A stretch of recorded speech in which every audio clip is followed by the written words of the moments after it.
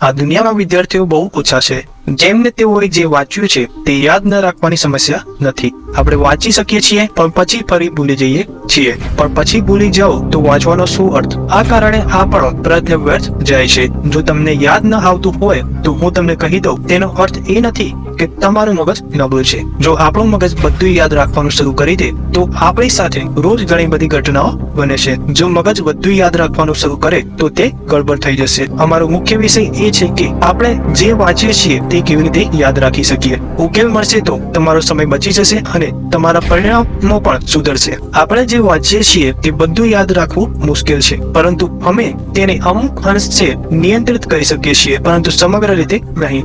જો તમે YouTube Google પર સર્ચ કરશો તો હું તમને 3 રીતો જણાવવા જઈ રહ્યો છું. તમને ઘણી રીતો મળશે, પણ જે ટિપ્સ હું તમને કહું છું મારા અંગત અનુભવ અને ઘણા સંશોધનોમાંથી છે.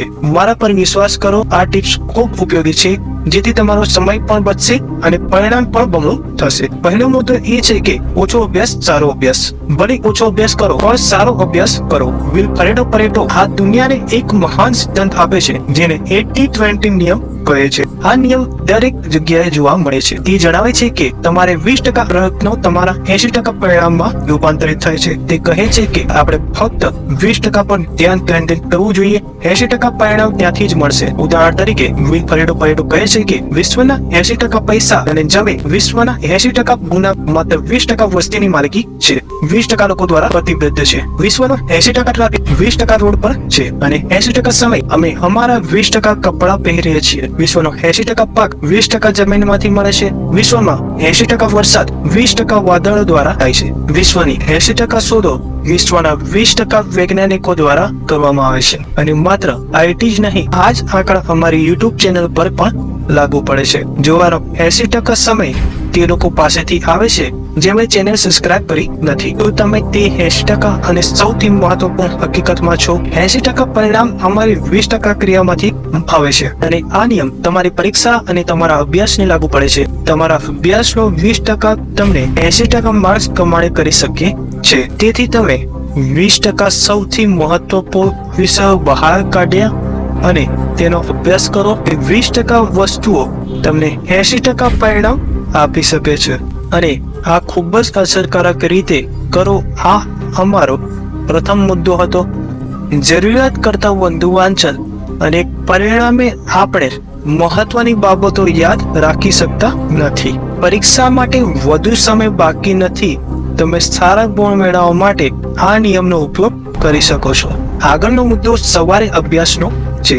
આ મુદ્દો મારો પ્રિય મુદ્દો છે કારણ કે મેં મારો મોટાભાગનો અભ્યાસ સવારે કર્યો છે. એક વિદ્યાર્થી જે સવારે 2 કલાક અભ્યાસ કરે છે અને અન્ય વિદ્યાર્થી જે દરરોજ 4 કલાક અભ્યાસ કરે છે, એકનો વિદ્યાર્થી અન્ય વિદ્યાર્થીની સરખામણીમાં અમારા વધુ પરિણામો આપી શકશે. સવારે અભ્યાસ કરવાના 2 ફાયદા છે. સવારમાં એકાગ્રતા ચરમ પર હોય છે. જે એકાગ્રતા આપણે સવારમાં હોય છે આખો દિવસ ફાયદો નથી થઈ શકતો. અને સવારમાં બીજો ફાયદો છે, તમને ખલેલ પહોંચાડનાર કોઈ નથી. પર્યાવરણ શાંત છે અને તે મૌનમાં અભ્યાસ કરવાનો આનંદ અજોડ છે. સવારે 3 કલાક અભ્યાસ કરો અને પછી બાકીના દિવસમાં અડધો કલાક અભ્યાસ કરો. તે તમારા માટે પણ પૂરતું છે. લોકો 8-10 કલાક અભ્યાસ કરે છે પરંતુ 3 કલાક સંપૂર્ણ એકાગ્રતા સાથે અભ્યાસ કરે છે. મુખ્ય ભાગ છે અન્ય માત્ર શો ઓફ છે. મોદીજી एक रीजनेबली सुबह सूर्योदय के पहले अगर तैयार हो करके पढ़ना शुरू करते हैं तो पूरी तरह आप बिल्कुल मन से एकदम तंदुरुस्त होते हैं. जैसे बारिश के बाद आसमान कैसा साफ नजर आता है. सुबह बहुत ही उत्तम कालखंड होता है. फ्रेश होते हैं, थकान नहीं होती है और अध्ययन से ही शुरू करते हैं तो ज्यादा अच्छा रहता है. માત્ર મોદીજી દ્વારા જ નહીં, આપણા શાસ્ત્રો એક પણ આ કહ્યું છે કે આપણું મગજ સવારે સૌથી વધુ સક્રિય હોય છે અને તે સમયે આપણે આપણા મગજમાં જે કંઈ દાખલ કરીએ છીએ તે છાપશે. તેથી સવારે આ બીજો પોઈન્ટ અભ્યાસ હતો. હવે આપણો છેલ્લો મુદ્દો એ છે કે નિર્દેશ કરવો ખૂબ જ મહત્વપૂર્ણ છે. દરેક જણ આ જાણે છે પરંતુ તેની ઘણી અવગણના કરે છે. અભ્યાસ વચ્ચે આરામ કરવો. કેટલાક લોકો આરામ કરતા નથી. કેટલાક ખૂબ લાંબો આરામ કરે છે અને કેટલાક એવા છે કે જેઓ માત્ર આરામ જ કરે છે. તેમનું જીવન આખરે શાંતિથી આરામ કરે છે. તમારે કેટલો આરામ કરવો જોઈએ તે હું તમને કહીશ નહીં. તે તમારા પર નિર્ભર કરે છે. તમારે ખરેખર ફરીથી ઉત્સાહિત કરવા માટે કેટલો સમય જોઈએ છે તે તમે જાતે નક્કી કરો.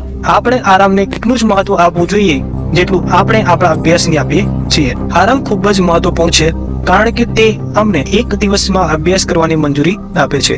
જે અમે કામ કરીએ છીએ અને અમે આરામ કરીએ છીએ, કામ કરતી વખતે અથવા અભ્યાસ કરતી વખતે આરામ કરવો જોઈએ. અને તમે આવું નથી કરતા, તમે સતત અભ્યાસ કરી રહ્યા છો. આરામ કર્યા વિના પણ એક સમય આવશે તમે આરામ કર્યા પછી પણ અભ્યાસ કરી શકશો નહીં. જ્યારે આપણે અભ્યાસ કરીએ છીએ ત્યારે આપણે એટલો અભ્યાસ કરીએ છીએ કે આપણે આપણું મગજ થાકી જાય છે અને અમારી હાલત એવી છે કે અમે ફરીથી ભણતા માંગતા નથી. તમે અભ્યાસ શરૂ કર્યો, થોડા સમય પછી તમારે થોડો આરામ કરવો જોઈએ, પરંતુ તમે અભ્યાસ કરવા માંગો છો તેથી અભ્યાસની લાગણી જાળવી રાખીને થોડો વિરામ લો. તમે પોમોડોરો ટેકનિકનો પણ ઉપયોગ કરી શકો છો. એ ખૂબ જ સરળ ટેકનિક છે. તમે જે પણ કામ કરવા માંગો છો તેને દરેક 25 મિનિટના 4 ભાગમાં વહેંચો અને દર 1 કલાક પછી 15 મિનિટનો આરામ કરો અને પછી તે જ પુનરાવર્તન કરો.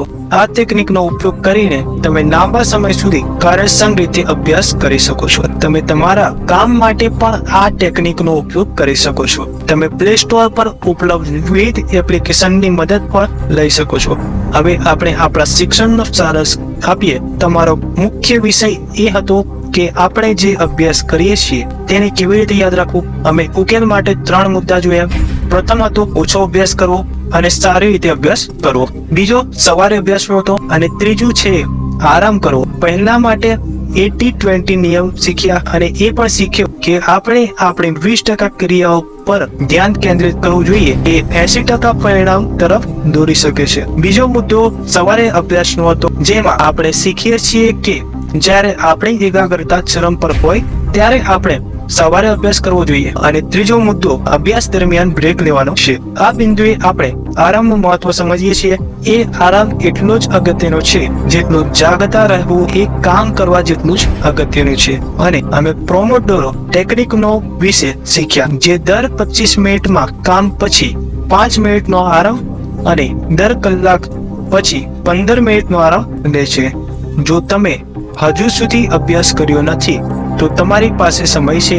સફળતા તે લોકો દ્વારા પ્રાપ્ત થાય છે જેઓ તેમના સમય અને પરિસ્થિતિ પર રડતા નથી. શું થયું એ વિચાર કરશો નહીં. જે મળ્યું છે તે ગુમાવશો નહીં. સફળતા ફક્ત તે જ પ્રાપ્ત કરે છે જે સમય અને સંજોગો પર રડતા નથી. જો આપણે હવે શરૂઆત કરીએ તો પણ આપણે ઘણા લોકોથી આગળ નીકળી શકીએ છીએ. મૌનથી સખત મહેનત કરો અને તમારી સફળતાને અવાજ કરવા દો. પરીક્ષાઓ ખૂબ જ નજીક છે. બેસીને તમારું જીવન બગાડશો નહીં. જો વાદળો તમારા માર્ગને અવરોધે તો આ જીવન કંઈક કરવાનું છે. જેથી વાદળોને નમન કરવા તૈયાર રહો. હવે ચાલો તે 80% વિશે વાત કરીએ જેઓ સબસ્ક્રાઇબ નથી કરતા. વિડીયો YouTube પર મફતમાં ઉપલબ્ધ છે. આવા વિડીયો તમારા સબસ્ક્રિપ્શન અને કોમેન્ટ બનાવવા માટે ઘણી મહેનત કરવી પડે છે. આવનારા સમયમાં વધુ સારા વિડીયો બનાવવા માટે ખૂબ જ પ્રેરણા આપજો. ગુડ બાય મિત્રો. જોવા માટે આભાર.